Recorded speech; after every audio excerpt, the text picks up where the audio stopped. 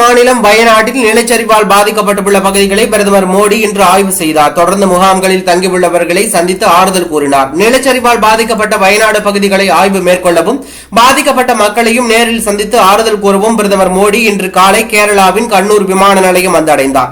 பின்னர் அங்கிருந்து இந்திய விமானப்படையின் ஹெலிகாப்டர் மூலம் காலை 11:15 மணி அளவில் கேரளா முதலமைச்சர் பினராயி விஜயன், கேரளா ஆளுநர், மத்திய அமைச்சர் ஆகியோருடன் வயநாடு புறப்பட்டார். வான்வழியாகவே பாதிக்கப்பட்ட முண்டக்கை, சூரல்மலை, மேப்பாடி உள்ளிட்ட கிராமங்களில் ஏற்பட்ட சேதங்களை பார்வையிட்டார். அப்போது பாதிப்பு விவரங்கள் குறித்து பிரதமர் மோடிக்கு விளக்கம் அளிக்கப்பட்டன. பின்னர் தரை வழியாக பாதிக்கப்பட்ட இடங்களில் பார்வையிட்ட அவர் சில இடங்களுக்கு நடந்து சென்றும் பாதிப்புகளை ஆய்வு செய்தார். பாதிக்கப்பட்ட பகுதிகளை ஆய்வு செய்ததை அடுத்து பிரதமர் மோடி நிலச்சரிவால் பாதிக்கப்பட்டவர்கள் தங்க வைக்கப்பட்டுள்ள நிவாரண முகாம்களுக்கு சென்றார். அங்கு பாதிக்கப்பட்ட மக்களை சந்தித்து அவர்களின் குறைகளை கேட்டறிந்த அவர் கண்கலங்கி குறைகளை சொன்னவர்களுக்கு தோள்களை தட்டி கொடுத்து ஆறுதல் தெரிவித்தார்.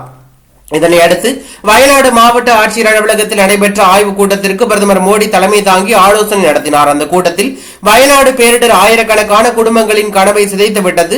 நிலச்சரிவு ஏற்பட்டது முதல் ஒவ்வொரு பணிகளையும் கண்காணித்து வந்தேன். நிலச்சரிவு பாதிப்புகளை தொடர்ந்து கேரளா அரசு தேவையான உதவிகள் வழங்கப்பட்டன. இந்த பேரிடர் சாதாரணமானது அல்ல. நிலச்சரிவினால் பாதிக்கப்பட்ட மக்களை நேரில் சந்தித்தேன். பேரிடரால் பாதிக்கப்பட்ட குடும்பங்களின் எதிர்காலத்திற்கு நாம் தாம் பொறுப்பு.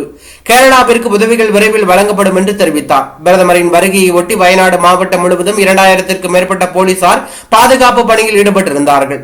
பேரிடர் பாதித்த பகுதியில் மறுவாழ்வு மற்றும் நிவாரண பணிகளை முழுவீச்சில் மேற்கொள்ள மத்திய அரசிடம் கேரளா அரசு 2000 கோடி ரூபாய் நிதி உதவி கோரியிருக்கிறது.